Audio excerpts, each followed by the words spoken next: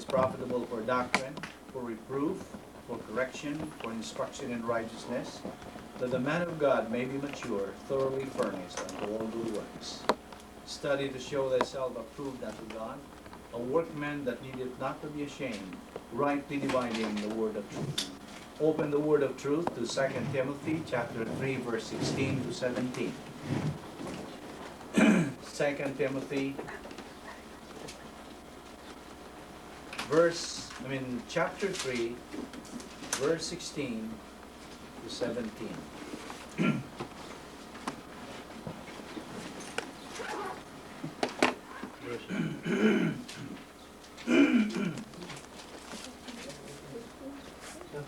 Second Timothy chapter 3, verses 16 to 17.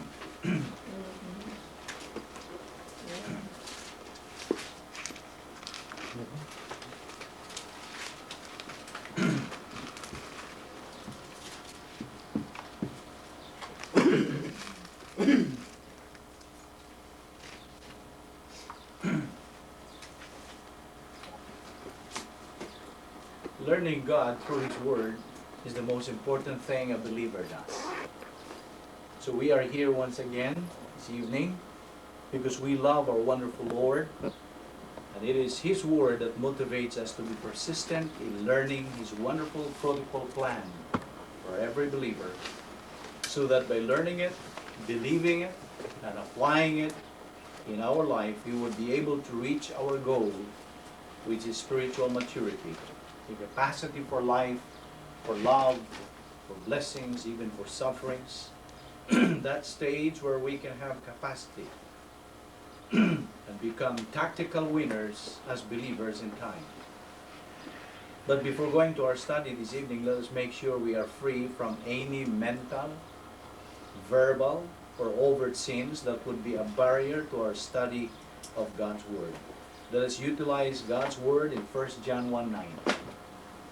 As His divine provision for our grace recovery, just so we can be ready to take in doctrine the Word of God. Let us pray.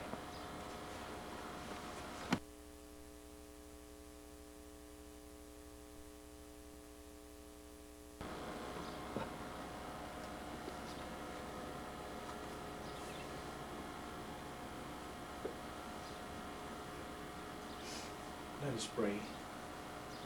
Most gracious Heavenly Father, we thank Thee for the privilege of being sustained logistically in this devil's world, and that we have the privilege and the opportunity of fulfilling the most exciting and the most unusual plan of all human history. We are grateful, Father, that we live in this church age and in no other dispensation where we have been given so much and where the significance of ordinary believer is beyond measure. We pray, Father, that God the Holy Spirit will challenge us regarding the things that we note, for we ask it in Christ's name. Amen.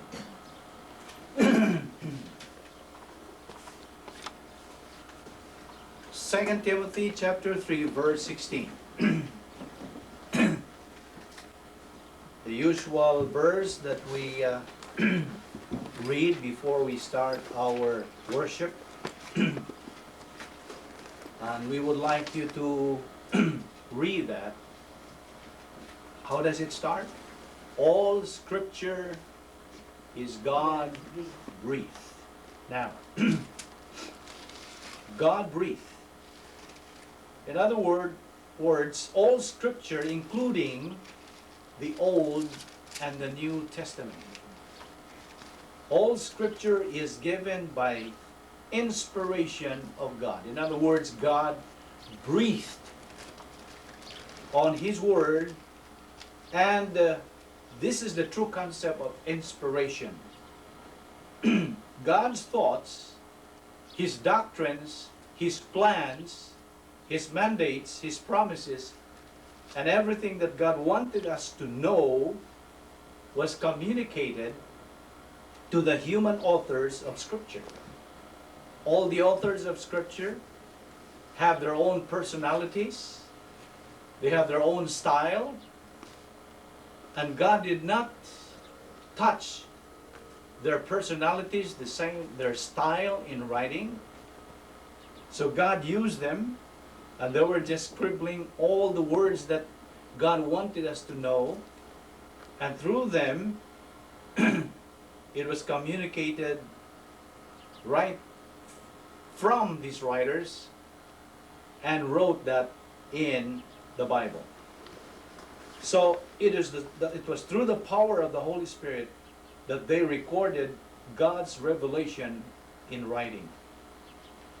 Now 2 Timothy 3:16 lists 4 categories of benefits from the Scriptures. Number 1 is doctrine.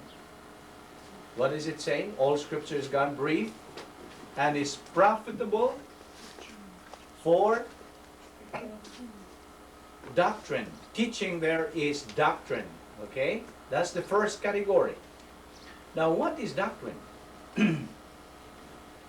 What do you know about doctrine? So, well, there are so many people who cannot understand what we mean by doctrine. Now, doctrine is the body of teaching drawn from a literal interpretation of the Scriptures, and it is the standard for spiritual truth.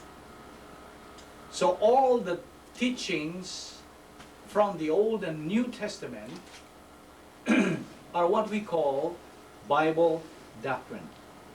Now, doctrinal Bible studies are a compilation of the material from the ministry of R.B. Thiem Jr. that we have been utilizing.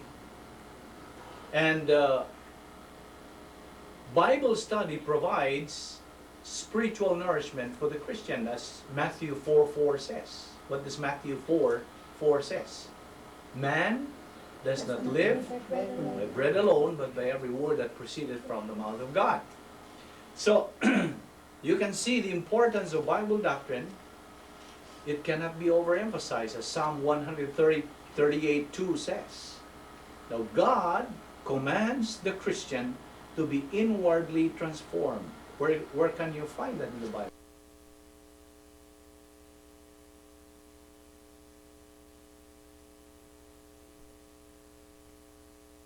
Mind through learning and applying the Word of God.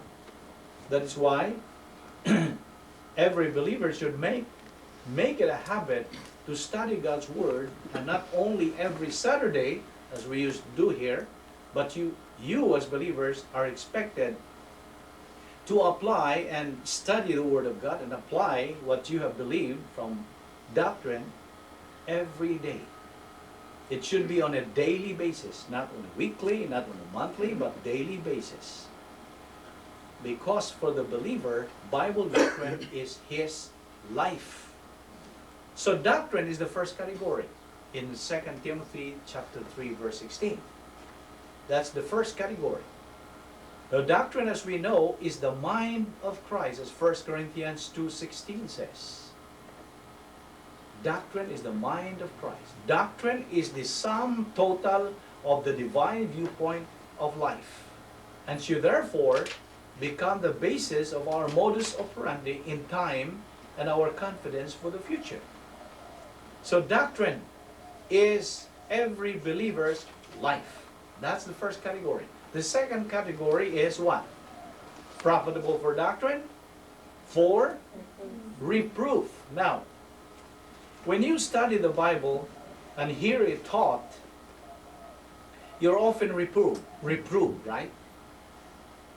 I know people occasionally suspect that, well, for new ones and who used to come to attend our Bible study, they suspect that I follow them around to get my illustrations. Of course, this is not true. An analysis of Scripture usually discloses the areas of weakness where we have failed. Now just remember that I get my toes stepped on before you do. Every teacher of the Bible are being hit by the Word of God before they can teach it to the believers. Now the principle is simply that the Word of God does rebuke us. What do you mean by rebuke? What do you mean by rebuke? I think this is rarely used in the English grammar. Rebuke, R-E-B-U-K-E. What do you mean by rebuke? Do you use this daily in your conversation with friends? Rebuke. I'll rebuke you. I'm rebuking you. Rebuking, by the way, is not judging. When you rebuke somebody, you are reminding, especially believers, of course, this is applicable to believers only. When you rebuke a believer, that is your duty when you find a believer who is out of line as far as his spiritual life is concerned. Like, for instance, I have a friend back home who used to be visited by, these people in pair. They go house to house, and you know what I mean. And then they witness their false doctrines, their false teaching. And then my friend, who is a believer, opened the door, and he said, what can I do for you? We would like to share the Word of God. May I come? Can we come in, brother? And you know what my friend, believer said? Oh, so you are bringing the gospel? Yes. Can we sit down? Okay. What kind of gospel are you preaching? The gospel of good works. Not the Lord Jesus Christ salvation. And you know what my friend said? You are not my brother. How dare you address me as your brother? I am a believer in Christ, and you come here preaching your false gospel? Better step up. Because the Bible says, if you entertain a pseudo evangelist or someone witnessing for a false gospel, don't entertain him, kick him out. Otherwise, it will spoil your spiritual life. And so he rebuked that unbeliever. That is rebuking. Is reprimanding a person, not necessarily a believer, but an unbeliever also, who is bringing false teaching, and you hate to be influenced by his teaching, false teaching. And so that is rebuking. Therefore, when you attend Bible studies, you are being rebuked because you are reproved. So, the principle is simply that the Word of God does rebuke us, and rightly so. It shows us where we are wrong as well as where we are right. That is reproof. That's the second category. And what's the third? Correction. Correction. That's the third category of benefits from the Scriptures. Now, reproof should always lead to correction, right? Biblical correction results in the utilization of unlimited operating assets by which we can have perfect happiness, peace, and stability. So you are being corrected.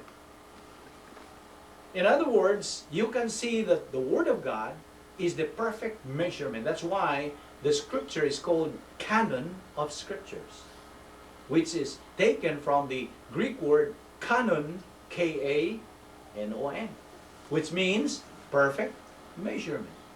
So you are being corrected. Reproof should always lead to correction. And what is the fourth category after correction?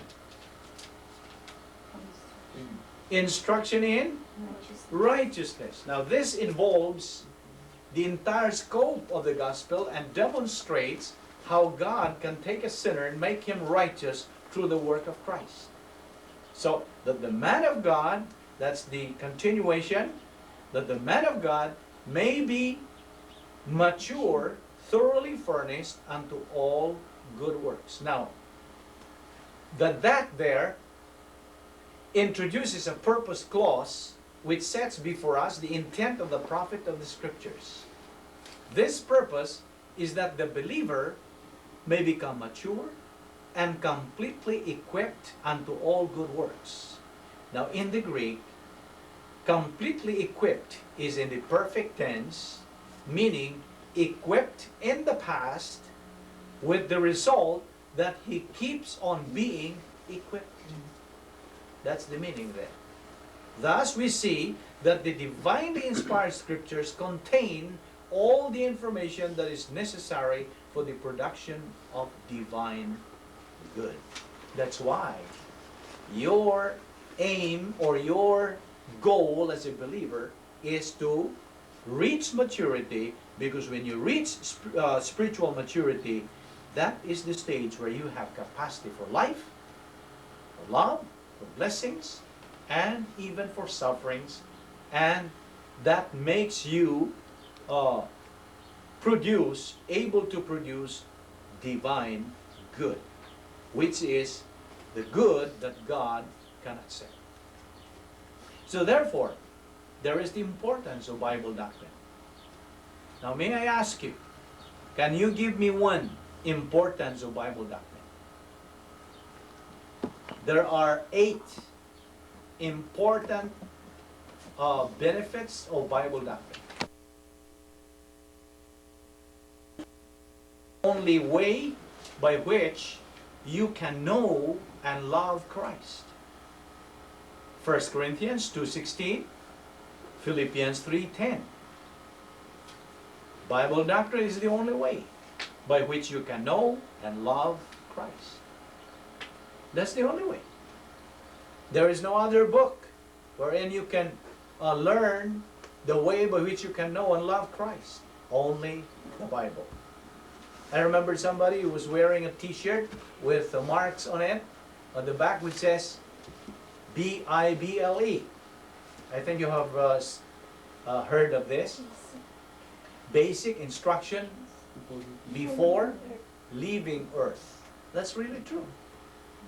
So you have to know the basic instruction before leaving this earth, when you go with God forever and be with Him forever. And the second importance of Bible doctrine in the right lobe leads to occupation with Christ. Now we're talking about the right lobe, because our minds have 2 lobes, the right and the left and the right. Left is the, what kind of lobe is this? The hearer lobe, and the right lobe is the doer lobe. And so the right lobe, Bible doctrine in the right lobe, leads to occupation with Christ. Hebrews 12:2 and 3. Number 3, Bible doctrine is perceived under the principle of gap. Bible doctrine is perceived under the principle of gap, G-A-P, and produces confidence in phase 2. And produces confidence in phase 2. Phase 2 is what? Believer in time. Believer in time. So there are 3 phases of the plan of God. What's the first phase? Salvation. The second? Believer in time. And what's the third? Believer in eternity. So the verses that supports number 3, Job chapter 5, 24 to 27, 2 Corinthians 5, 6 to 8. Okay? Number 4, importance. Bible doctrine in the right lobe, again, is the source of the divine viewpoint. Isaiah 55, 7 to 9. Bible doctrine in the right lobe is the source of the divine viewpoint. Isaiah 55, 7 to 9. 2 Corinthians 10 to 5. 10, 5, I mean. 2 Corinthians 10, 5. Yes, it is only the only source of the divine viewpoint.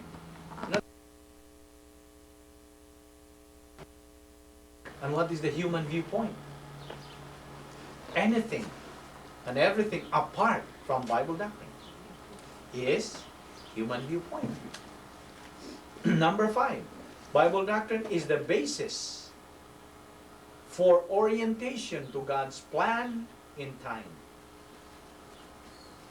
Bible doctrine is the basis for orientation to God's plan in time. Isaiah 26:3 and 4. Isaiah 28:29. Chapter 28, verse 29, and Romans 8:28. And the number 6, Bible doctrine produces both sanity and stability of mind. It produces both sanity and stability of mind. James chapter 1, verse 8. Number 7, James chapter 1, verse 8. Number 7, Bible doctrine is the basis for divine guidance as well as orientation to grace. The basis for divine guidance as well as orientation to grace. Romans 12:2 and 3. Romans 12:2 and 3. And number 8 is a negative statement there. Without Bible doctrine, Satan corrupts the minds and souls of believers. Without Bible doctrine, Satan corrupts the minds and souls of believers. 2 Corinthians 11:3. Let us open 2 Corinthians 11:3. 2 Corinthians is in the New Testament, of course. 2 Corinthians 11:3.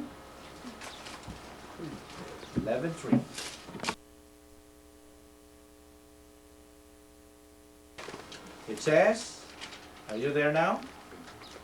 But I am afraid that just as Eve was deceived by the serpent's cunning, your minds may somehow be led astray from your sincere and pure devotion to Christ. You see? It is the mind that is Satan's target. But what is the target of Bible doctrine? What is the target of Bible doctrine? Mind. Also our mind. In other words, you can see the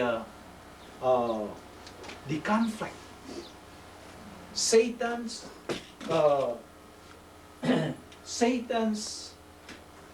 goal, Satan and his demons are goal-oriented.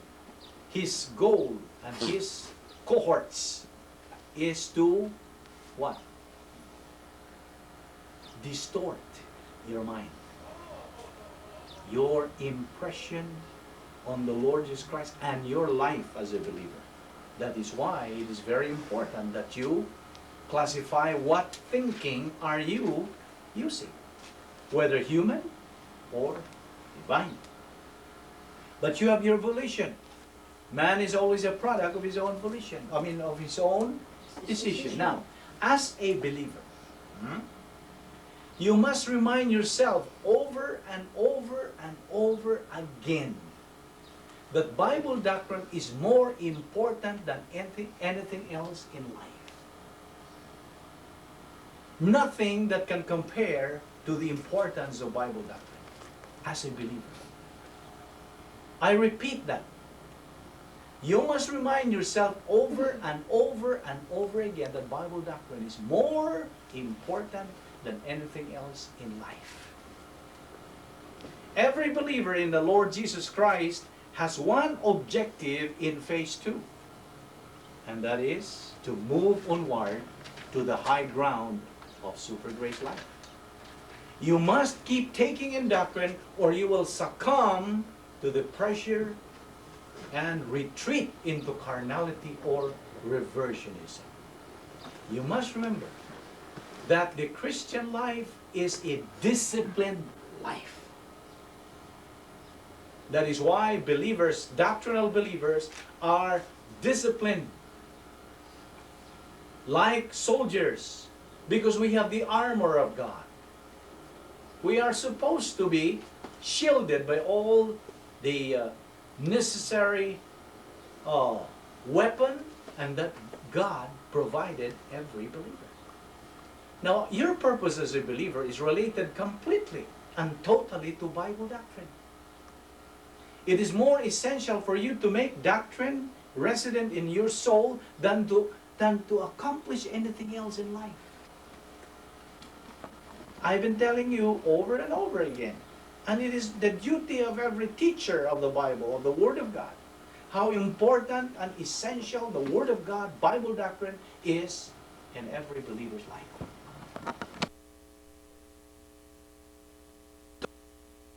In your soul than to accomplish anything else in life.